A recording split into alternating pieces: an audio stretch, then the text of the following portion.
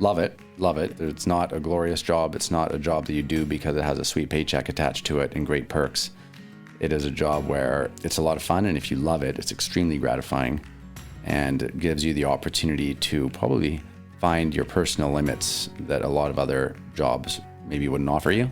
There's a lot of sacrifice, and it is super rewarding. You're not going to be home for Christmas or New Year or Valentine's Day or birthdays, that kind of thing. If the rest of the world is celebrating, you're helping them. Yes. I'm Peter McCully. That's Warren Barr and Lily Verney-Downey of Pluvio Restaurant, which was recently named Canada's best fine dining restaurant by TripAdvisor.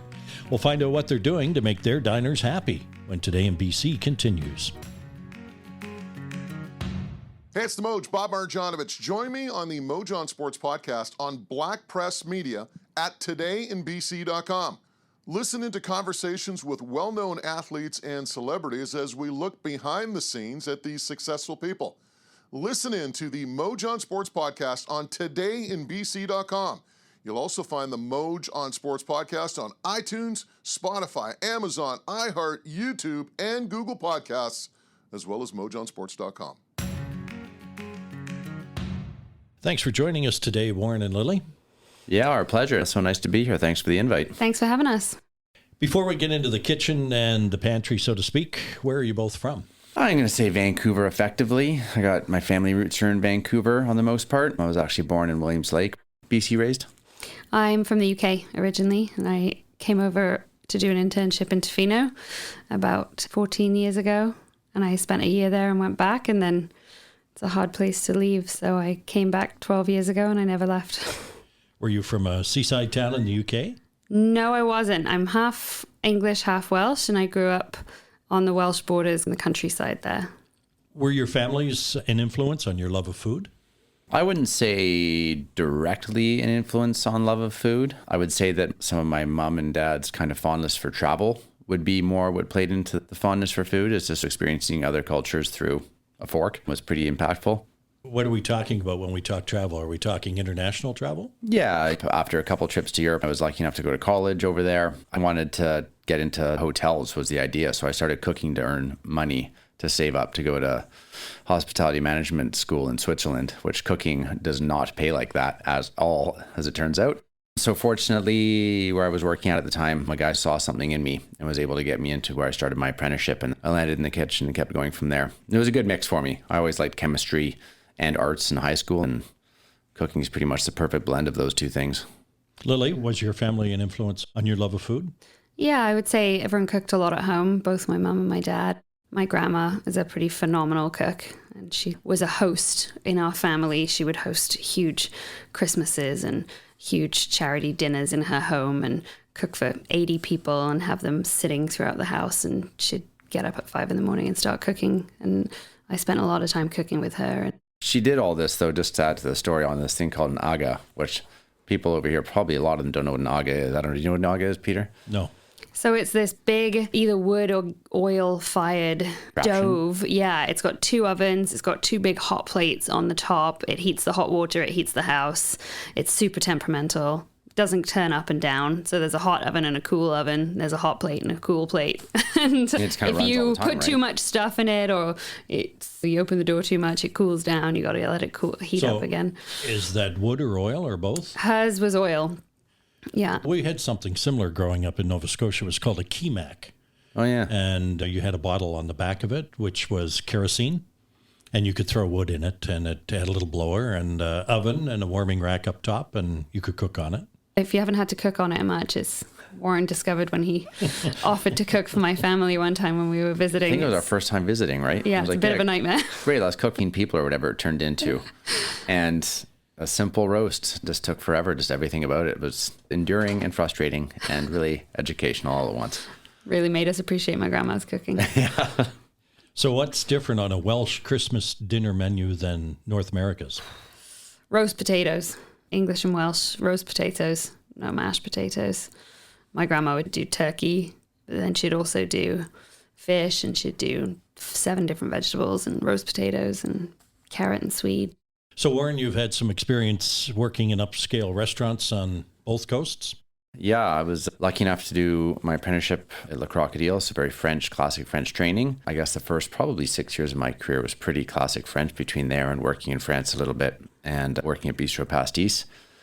And having traveled to Europe a little bit and elsewhere, I wanted to see the rest of the country. And someone told me about this place, the Inn of Bay Fortune, which I didn't know anything about, but I was in PEI, which as well I didn't know anything about because it's in the Maritimes. And growing up out here, you don't really know anything about the Maritimes too much. So it was a big adventure going out there. And I went out as the garde manger, and 20 weeks later, they offered me the chef job because I got there just at the right time for some transition and such. And I was grossly underqualified for it, but I knew I had nothing to lose because it was on the other side of the country. I loved PEI. I loved the Maritimes. I tell Lily that I probably would never have left if there was a bit more of a winter economy out there. Just the friendliest people. And I got to learn a lot about food on the sort of basic level there.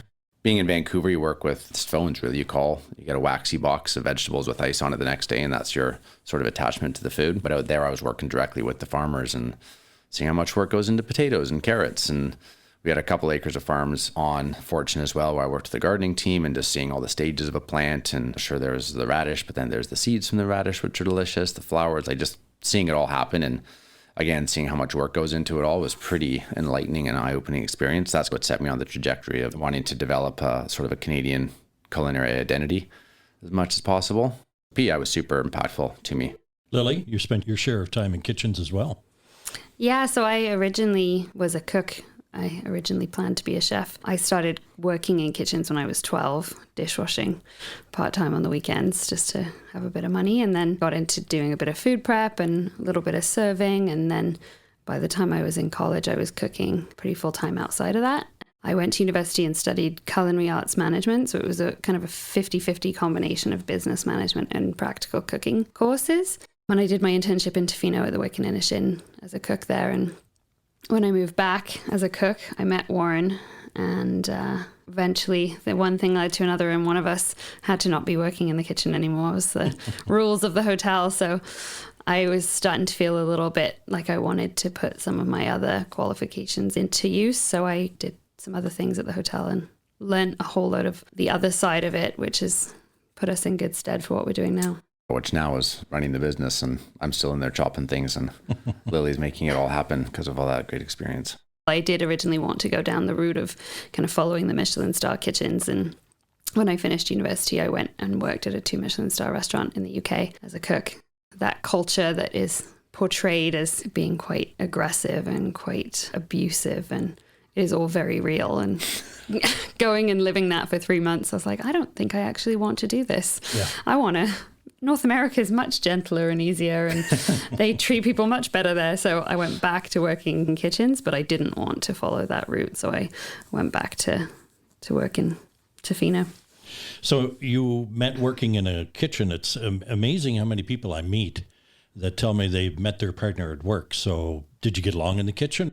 I'd say we respected each other pretty quickly. It took Lily a while to understand me talking because I speak pretty quickly in the kitchen. I was the sous chef there, so we had a good mutual respect, I'm assuming. I have said before, but I think respect is very important, and if we didn't respect each other in that environment, we would never have got together, and we definitely wouldn't have got together and opened a business together. Going into that experience, I was coming from this experience of working in these kitchens in the UK and that style of management, and coming back to North America and then working with Warren and the other cooks there and chefs there. Warren was one of the best chefs I've ever worked with in terms of his cooking, but also the way he managed people. And that was something that I think is very unique to him. I managed you into marrying me. How did you find out about the TripAdvisor Best Fine Dining Experience Award? They didn't tell us. It was through guests and acquaintances that we started to receive these congratulations. And I think the very first person to congratulate us was Richard Norwood, who was the chef owner of Norwood's Restaurant, which is... The restaurant we bought. Yeah, pre-Pluvio. In our space, we bought Norwood's Restaurant when Richard retired. He, at one point, had gotten the same award from TripAdvisor, so there's a bit of a legacy in that restaurant space, which is cool, right? In Ucluelet there, this little space has been recognized twice under 2 different banners for fine dining restaurant, which is pretty cool. Yeah, clearly something is working well. Yeah, something is working all right. Someone buried something on that property at some point. A horseshoe? Yeah. Must be very rewarding to make so many people that happy. It really is. The TripAdvisor award, when we first received it, I wouldn't say we weren't excited, but we didn't maybe put as much stock in it as we should have. And then to really receive so many congratulations from so many of our guests, and to realize that really comes solely from the experience that we offer our guests, and solely from guests taking that time to write those reviews. It's not decided by a panel or a judge somewhere, or there's no industry politics in that. It's really just down to what the guests feel about their experience. So that is really quite phenomenal. I think something we're consistently pretty blown away by is when people go out of their way just to let us know. And reviews aside, people send us notes, people send us cards, people send us presents. People go out of their way, even if it's a month or two later, to send some sort of card or something just to say how much we impacted them and how much the whole team impacted them and everything. And that's really nice. It's nice for us for sure, but it's so nice to be able to share that with our team as well, that most of our team's been with us for quite a while now. A lot of people well over a year, and they're the ones that are effectively the ambassadors of our dreams into reality and make it happen. And it's really nice for all of them to get that validation too, and see that all these details that we harp on and all these things that we make really important that might be less important to other restaurateurs, it all makes a difference and adds up to something. Well, I was surprised to find out, speaking of your team, that you have 17 team members. That seems like a high ratio of staff versus 24 seats in the restaurant, or is it? They're not all working at once. So we're open 7 days a week. We also have a small boutique hotel. So that includes 2 part-time housekeepers. A number of our team have had babies over the last few years. So we've got quite a few people that work just a couple days a week in the restaurant. And then during service in the kitchen, we'll have 3 cooks for that number of people. And then we'll have 2 servers, a bartender and a manager. And we have a dishwasher. So we have 8 people working at once for 24 seats, which for a lot of restaurants is quite a high ratio of staff to guests. We'll fill those seats almost twice every day. And then there's the amount of work involved in every one of those seats, whether it's a 3-course or a 5-course. It actually ends up being, between all the steps of service, 5 to 7 courses per seat. Guaranteed. That's it's 3 or 5 course that we offer, plus all the other little bits and bobs and extras along the way. So it ends up being a lot of running around and a lot of clearing cutlery and glassware and a lot of polishing cutlery and glassware and a lot of plates to put together. And it actually ends up being a ton of work for so few people. And it's nice because our team are taking care of fewer guests for each person. They are able to spend that time with the guests and deliver that experience that then is so impactful to people, and get to know them and make recommendations and find a little bit more out about them and try to anticipate what they need before they know they need it. A lot of our feedback we get, the guests are leaving reviews where they're leaving the server's name, so it's not just our server was, but there's enough time doing it this way for our team to actually form a bit of relationship with our guests. I think that at the end of the day, I think that's what makes more impact than anything we cook in the kitchen, is that the relationships are built with the people. Where did the name come from, Pluvio? We were looking for something to describe what we love about the coast, to really capture a bit of the essence of Ucluelet. And we came across the word pluviophile, which means a lover of rain, or someone who finds joy and peace of mind on rainy days. And we felt like that was pretty perfect, but pluviophile is a bit of a mouthful, so Pluvio is where we ended up. Yeah, that was, as soon as we heard that, we'd gone through, so we batted around some other ideas, and maybe this, maybe that. And that one came along. I was like, yep, that's 100%, that's it. It is unique. There's no doubt about that. Now that you have your own restaurant, are you able to get out and enjoy all that the Tofino Ucluelet area has to offer, or is being open 7 days a week and winning awards and being busy, does that make that more difficult? Is there a surfboard in the back of your pickup truck? There will never be a surfboard in the back of the pickup truck. Usually neither of us surf. Yeah, we're definitely the anomalies. Yeah. But I would say having the restaurant has not enabled it, that's for sure. But I'd say being open a few years now and having a really strong team and people we can count on to take care of the restaurant on our days off has definitely enabled us to get out and explore. Getting a truck, which we did this year, definitely helped us get out and explore a little bit and get to enjoy everything that the area has to offer. We didn't even surf. We started paddleboarding this year. We've had a bit more time and space and to get out and enjoy nature a bit more for sure. We get out mushroom picking when we can, and we serve a lot of things on rocks and shells and sticks. So those rocks and shells and sticks have to come from somewhere. So it's we often need a bit of a purpose to get out, but it's whether that's going out to see if the mushrooms are out, or going out to get the salmon berries or the salal berries or the thimbleberries, or getting the rocks and the sticks and the shells. There's always something that we need to be getting at some point, so keeps us out there a lot. But it's definitely a lot of work. When Today in BC continues, Warren Barr and Lily Verney-Downey talk about what goes into and onto the menu at Pluvio Restaurant, as well as a rapid-fire round of fun food questions.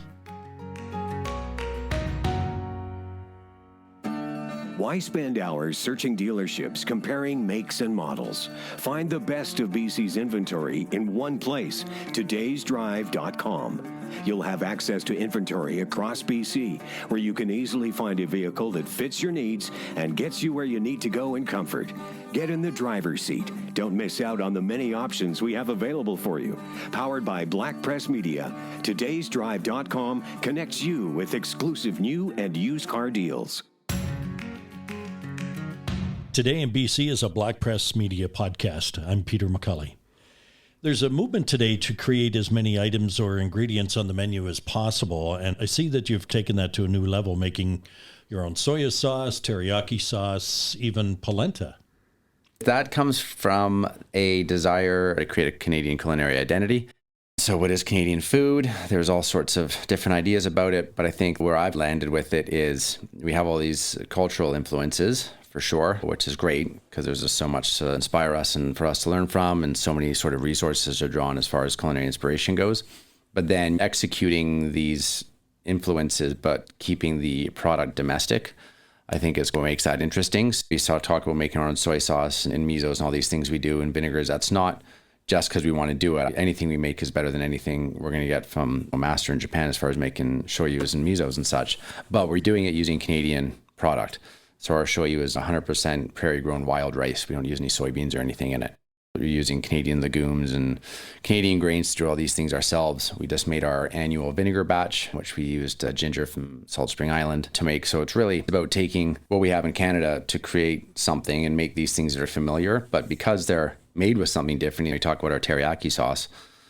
It's made with this wild rice shoyu and this ginger vinegar and all the things in it we made and were grown in Canada, so it doesn't taste like any teriyaki sauce you might have ever had before, which is neat because it's a Japanese anymore. People will be like, oh, I see you have a lot of Japanese food on the menu. So we don't really, actually. I don't know what it is anymore. I guess it's this Canadian thing we're pursuing where we've taken the influence and maybe the inspiration from a culture, but then by using domestic ingredients created something kind of unique and special that we can call our own and call that really Canadian. That's where this making everything ourselves comes from. Again, I don't know if it's any better than anything anyone's done, but I can guarantee you it's unique. Well, that's a pretty high level of commitment. I looked at your menu online and it lists dishes, many that appear to have Vancouver Island and BC ingredients. We say that we're as local as we can be without shooting ourselves in the foot. So we still use lemons and limes, and during truffle season, we'll get Italian and Australian truffles, but we also have truffles that are on the island that are really fantastic. When we can get them, we'll use those. And we work with the Tofino Ucluelet Culinary Guild, which sources produce from farmers all over the island. They go out once a week and they visit all the different farms and they collect all the produce, and they have a list from all the different restaurants, and then they bring that all back and deliver it to our door. So it gives us the opportunity to work with a lot of different local farmers, which is fantastic. And then we've found some other farmers on our own that are doing some really interesting, unique stuff, whether it's someone in Mission who's maybe drying some really great peppers for us, or just even online shopping again for those dried corns and grains and things like that we can get from around the country. A nice thing too is just being small, working at a big restaurant, working with a really small supplier that's doing something really cool. They're not producing enough stuff for a big restaurant to use. They'll just blow through it in no time, but because we're little and we change the menus pretty fluidly. If there's just 10 kilos of something for this one farm, we'll take it. We're going to make something awesome with it if we can, if it's a really great ingredient. So being small and having this sort of commitment has really opened some doors to getting some really exciting product. And I think that's probably what excites me almost more than anything these days, is getting some of this really exciting and interesting, really exclusive and unique product that not everyone can get their hands on, but we can just because we're small and we're annoying to these people, and we eventually badger them into getting it from them. Creating a dish is enough of a challenge, but creating pairings of the dishes with wines is a whole nother thing. The art of one complementing the other, drawing on the flavor profiles. Maybe you could give us a few examples of some of the dishes and pairings. Warren's food is particularly challenging to pair with. Lots of big umami flavors, lots of sweet, salty, sour, all in one dish. We are fortunate that we have a really wonderful sommelier. Her name's Chloe Gravel. She's been on our team since we opened. So she works really hard to find a lot of little wineries that are working in the same way that we are, making something unique to that area that speaks to the land and to the grapes and to the people making it. So we have a lot of great small wineries that we work with. Actually, in 2020, we made a wine in collaboration with Avril Creek. So they made a wine specifically for us to pair with Warren's food. It's a Pluvio Field Blend is the name of the wine. And it's a blend of Chardonnay, Gewürztraminer, and Pinot Gris. So it's really nice and bright and fresh, lots of acidity, but it's got a little bit more umami flavor and a little bit more savory notes as well. So that's been on our menu since we got our hands on it. And it's usually paired with the first course of the tasting menu, which has been a lettuce wrap. So some marinated fish with some smoked almonds, some fermented vegetables, some house-made hot sauce, little roasted garlic and garum aioli, and then lettuce. And the guests get to do a little build their own adventure with those lettuce wraps and put them together themselves. But enjoy a glass of field Pluvio wine with it, which does really well. And we're about to get into the second batch of that, right? Yeah. So they did a 2021 blend for us as well. So it's exciting working with a winery like that. We did the first round. We really loved it. We gave them some feedback on the things that we really loved about it. And they come up for dinner. Yeah. They feed a bunch of food. We make sure we feed them lots. They get to taste lots. And then they have that when they go back and start working on our next year of wine and do the blending and such. And yeah, it's really cool. Yeah. And then we have right now on our tasting menu, Warren was talking about working with some of those really small suppliers. So there's Massa is the artisan sake maker on Granville Island. And he grows his own Canadian sake rice. As far as we know, he's the only person growing that type of rice in Canada. And he uses that rice to make a sake called Renaissance sake, which is a little bit of a non-traditional style of sake. It takes the place more of wine, designed to pair with more Western Canadian food. And this year, he allowed us some of his sake rice.